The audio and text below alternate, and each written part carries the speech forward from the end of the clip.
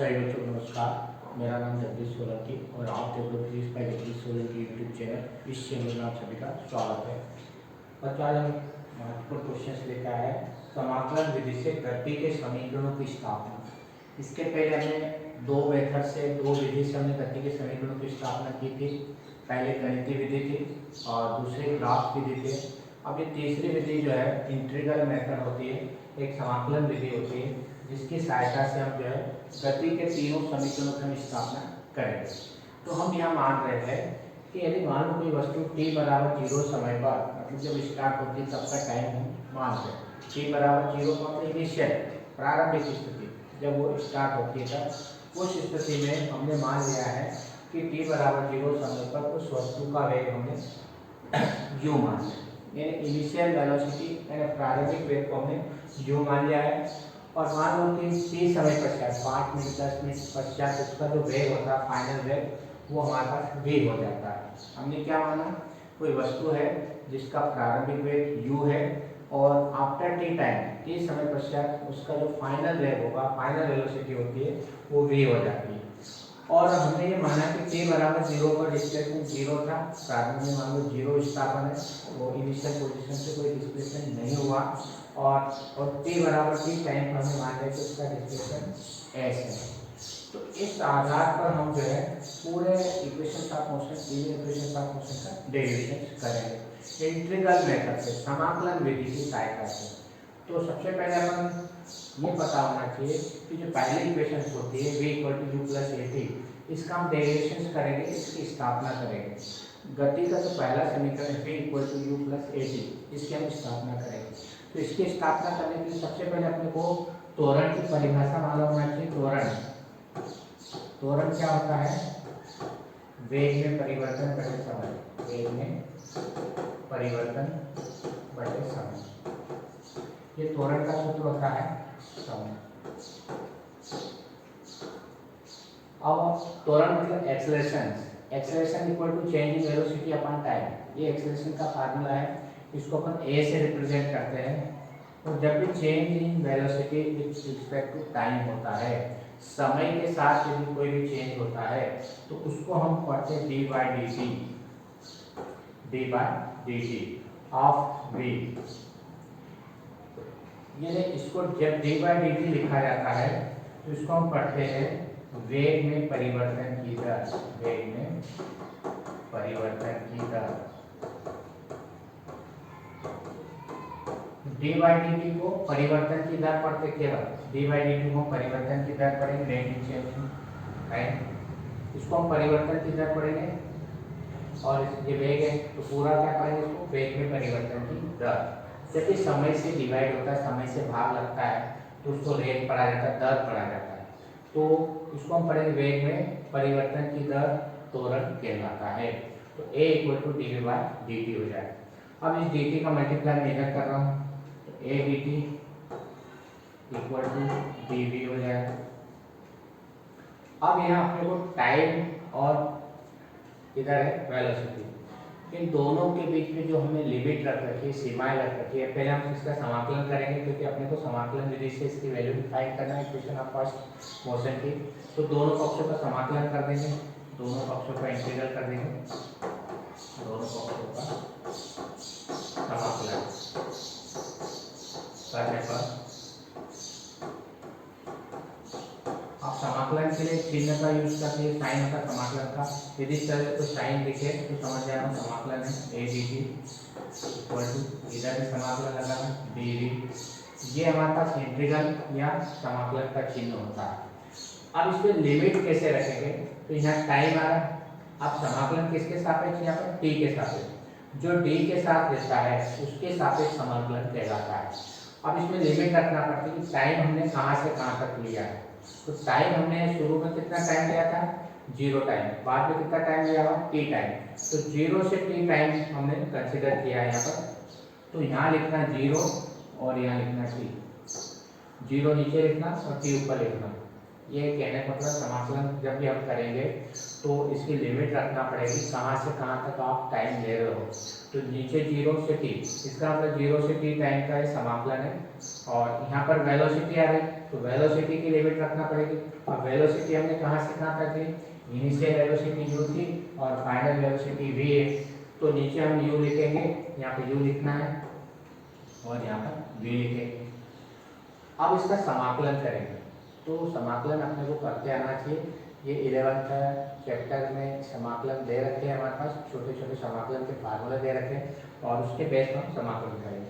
अब यहाँ ध्यान रखना कि समाकलन t के सापेक्ष करना, तो t वाला पद अंदर रहेगा, a को बाहर लिख देंगे। तो ये हमारे पास में a को हमने बाहर लिख दिया और 0 से t लिखना है, यहाँ पर 0 से t वैसे और dt इक्वल इधर।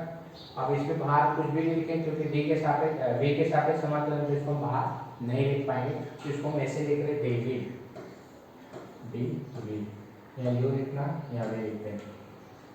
अब इसकी वैल्यू कैसे पुट करेंगे, पहले समाकलन को हल करना पड़ता है, इंटीग्रल को हल करना पड़ता है। तो जब भी समाकलन आ जाए, डी डिफरेंशियल आ जाए, इंटीग्रल और डिफरेंशियल, समाकलन और अवकलन, ये एक दूसरे से कैंसिल हो जाते हैं। ध्यान रखना क्या करना है, जब भी डी आ जाए और इंटीग्रल आ जाए, डिफरेंशियल और इंटीग्रल ये एक दूसरे के उल्टे होते हैं, तो एक दूसरे से कैंसिल हो जाते हैं। तो ऐसी कंडीशंस में दोनों, ये इंटीग्रल है, समाकलन है और ये अवकलन है, ये समाकलन है और ये अवकलन है, ये एक दूसरे को कैंसिल हो जाएंगे। तो बचेगा उसको हम लिख लेंगे t बचेगा, यहाँ से t बचेगा। अब ये लिमिट कैसे लिखेंगे, चीज ध्यान से देखना है कि 0 जो लिखा था उसको हमने को 0 को यहाँ लिखना है नीचे, और जो t ऊपर लिखा था तो उसको ऊपर लिखेंगे t। फिर इसी टाइप से उधर हमारे पास d से इंटीग्रल से d कैंसिल हो जाएगा, बचेगा v। क्यों कैंसिल हो गया, क्योंकि दोनों एक दूसरे के इनवर्सली होते, उल्टे होते, एक दूसरे को कैंसिल कर देते। जब भी d आ जाए और इंटीग्रल आ जाए, हटा देना उसको, v बचेगा। अब लिमिट u को नीचे पुट करना और v को ऊपर लिखना। अब ये ब्रैकेट के बाहर जो लिमिट रखी है, इसको हम कैसे सॉल्व करेंगे, तो इसको सॉल्व करने का ये तरीका होता है कि जो पहले t लिखा हुआ, इसके प्लेस पर, इसके स्थान पर पहले t लिखना है, a को ऐसे लिखना, इस t के स्थान पर t रख देना, फिर बीच में माइनस करना। सभी सवालों में ध्यान रखना, पहले ऊपर की लिमिट रखना है, ऊपर उच्च लिमिट कहलाती है, निम्न लिमिट, अपर लिमिट और लोअर लिमिट। पहले ऊपर वाला मान रखना t के प्लेस पर, t की जगह t रख देना, फिर बीच में माइनस लगा के नीचे वाला मान रखेंगे। इस t की जगह क्या रखेंगे, 0 पुट कर देंगे। फिर अब यहाँ पे देखो, इस v की जगह v पुट करना, पहले इस v की जगह v पुट करेंगे v, और इस u की जगह u पुट कर देंगे, माइनस करके माइनस। पहले इस v की जगह u लिखना, बीच में माइनस लगाना, जैसे इसमें लगाया, t की जगह t लिखा, बीच में फिर माइनस लगाया और फिर 0 लिखा। v की जगह v पुट करेंगे, रखेंगे, फिर बीच में माइनस लगाना, फिर v की जगह u रख देंगे। तो अब इसका अंदर मल्टीप्लाई कर देंगे, 80 equal minus 0 equal to v minus u। इस u को इधर जा, ये प्लस का आ जाएगा, u plus 80 equal to v, या v इक्वल टू, इसको इधर लिखें, v equal to u plus 80। इस प्रकार से हमारे पास equation of motion first order गति का पहला समीकरण सिद्ध हो जाएगा। अब हम गति के दूसरे समीकरण की स्थापना करेंगे समाकलन विधि से। तो इसके लिए अपने पास वेग की परिभाषा मालूम अपने को, वेग बराबर विस्थापन बटे समय, विस्थापन बटे समय। जब वेग का मान परिवर्तित होता है तो विस्थापन का मान भी परिवर्तित होता है। यानी इसको वेग को हम v से प्रदर्शित कर रहे हैं, velocity equal to displacement upon time, v equal to ds upon dt। ds is displacement and dt is time interval, यानी dt टाइम में डिस्प्लेसमेंट ds होता है। ये बहुत कम टाइम इंटरवल के लिए यदि इंस्टेंटेनियसली चेंज हो रहा हो तो हम v को ds अपॉन dt भी लिख सकते हैं। यानी d बाई dt विस्थापन में परिवर्तन की दर, ये d बाई dt जो कहलाता है, परिवर्तन की दर कहलाता है, परिवर्तन की दर, rate of change of. s विस्थापन कहलाता है। तो इसको वेग की जो परिभाषा देते हैं हम, इस प्रकार को परिभाषित करते हैं कि विस्थापन में परिवर्तन की दर, विस्थापन में परिवर्तन की दर वेग कहलाता है। वेग जो होता है, वेलोसिटी होती है, rate of change of displacement with respect to time, या displacement change with respect to time is called velocity. विस्थापन में परिवर्तन की जो दर होती है उसको हम क्या कहते हैं, वेग या वेलोसिटी कहते हैं।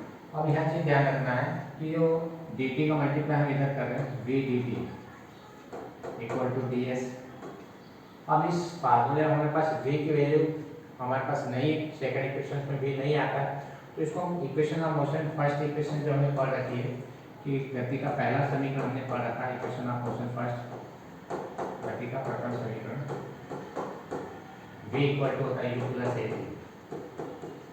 ये इक्वेशन ऑफ मोशन फर्स्ट होता है। इस v की जगह ये वैल्यू पुट कर देंगे u plus a, equation first में वैल्यू पुट कर दो, समीकरण एक में मान रखने पर इसकी वैल्यू रख देंगे, वैल्यू पुट कर देंगे, तो v के प्लेस पे क्या लिखना है u प्लस ए टी, क्योंकि इक्वेशन ऑफ फर्स्ट की वैल्यू होती है u plus A T into D T equal to D S. ठीक है, हमने यहाँ पर v की वैल्यू नहीं दी वन है, यहाँ दी नहीं है v की वैल्यू, इसलिए v को हम यहाँ से हटा रहे, रिमूव कर रहे हैं। और हटाने का एक ही तरीका है हमारे पास, गति का जो पहला समीकरण है equation of motion first v equal to u plus A T, तो इस v की जगह u प्लस ए टी पुट कर देना, बाकी इक्वेशन वैसे लिख देंगे। अब दोनों साइड का हम समाकलन कर लेंगे, इंटीग्रल कर लेंगे, तो इंटीग्रेशन दोनों पक्षों का हम समाकलन करेंगे, दोनों साइड्स का हम समाकलन करेंगे, दोनों पक्षों का समाकलन करेंगे, समाकलन करने पर समाकलन करेंगे, दोनों तरफ इंटीग्रल लगा देंगे, integral u plus A T into D T equal to integral D S. अब हम दोनों पक्षों की लिमिट रखेंगे, यहाँ टाइम की लिमिट रखना है 0 इनिशियल और फाइनल टाइम t है, यहाँ डिस्प्लेसमेंट की लिमिट रखना है, इनिशियल 0 था और फाइनल s हो जाता है। तो इस तरह से दोनों साइड के हम लिमिट रख देंगे, इसका अंदर मल्टीप्लाई कर देंगे 0t u, इसका t का भी मल्टीप्लाई इधर हो जाएगा dt plus integral t a t dt equal to 0 से s ds। क्या करना है कि इंटीग्रल का इसमें भी मल्टीप्लाई और इसमें मल्टीप्लाई, दोनों मल्टीप्लाई करने के अंदर इसके साथ भी इंटीग्रल और इसके साथ भी इंटीग्रल, और dt का भी अंदर मल्टीप्लाई करेंगे, dt इसके साथ भी dt और इसके साथ भी dt आ जाएगा। अब इसकी हम लिमिट रखेंगे, पहले तो u कांस्टेंट है, क्यों, क्योंकि समाकलन t के सापेक्ष करना है, t के अतिरिक्त जो है वो हम बाहर लिख देंगे u इंटीग्रल 0 से t dt प्लस, अब a यहाँ कांस्टेंट है, t तो है, t को लिखना पड़ेगा यहाँ पर, t को बाहर नहीं निकालना है, dt इक्वल टू 0 से s ds। अब क्या करना है, इसको हम सॉल्व कर लेंगे। अब यहाँ देखिए डिफरेंशियल और इंटीग्रल कैंसिल हो जाएगा, तो u लिखना है, इसके आगे अपने को समाकलन से अवकलन कैंसिल, d से इंटीग्रल कैंसिल कर देगा तो t बचेगा, 0 से t लिखना है प्लस a लिखना है। अब यहाँ t आ रहा है, यदि dt होता तो d से इंटीग्रल कैंसिल हो जाता, लेकिन t बच रहा है।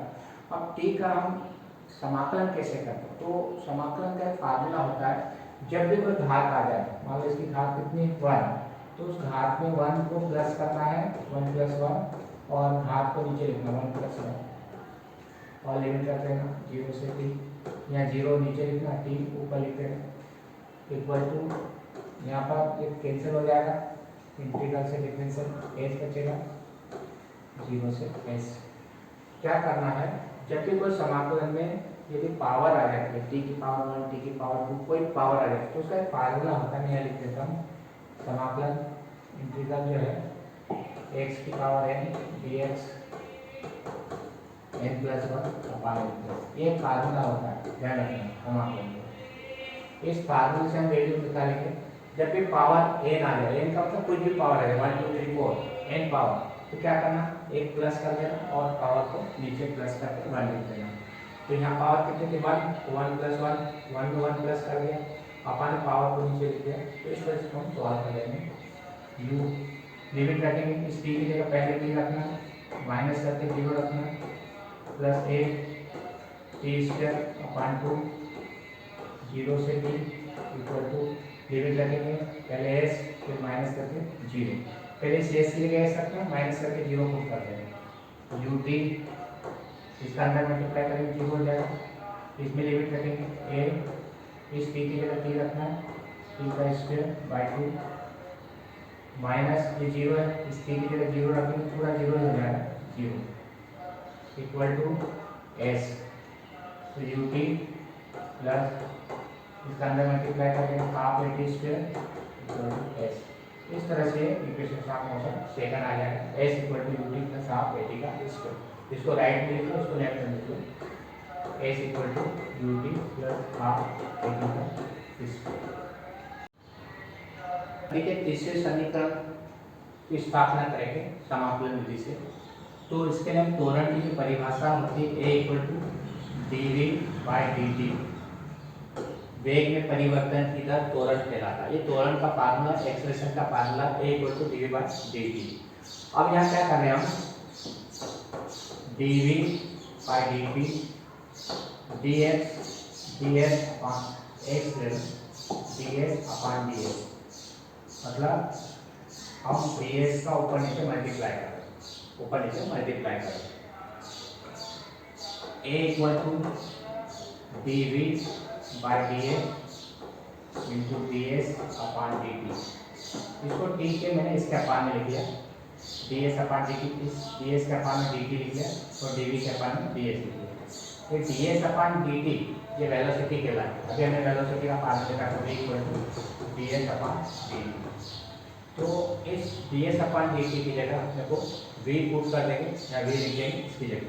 a इक्वल टू हमारे पास में आ जाएगा D V upon D S into V, या a equal to v D we by D S. इसमें क्या करना है कि पहले त्वरण का फार्मूला लिखना, a equal to D we by D T, ये एक्सेलरेशन का फार्मूला है। अब क्योंकि यहाँ पे वो डिस्प्लेसमेंट लाना है, तो डिस्प्लेसमेंट लाने के लिए ds का ऊपर नीचे मल्टीप्लाई करते हैं, क्योंकि थर्ड इक्वेशन में डिस्प्लेसमेंट आती है। तो इसमें डिस्प्लेसमेंट लाने के लिए ds से ऊपर मल्टीप्लाई, ds से नीचे मल्टीप्लाई, दोनों को हमने मल्टीप्लाई कर दिया ऊपर नीचे।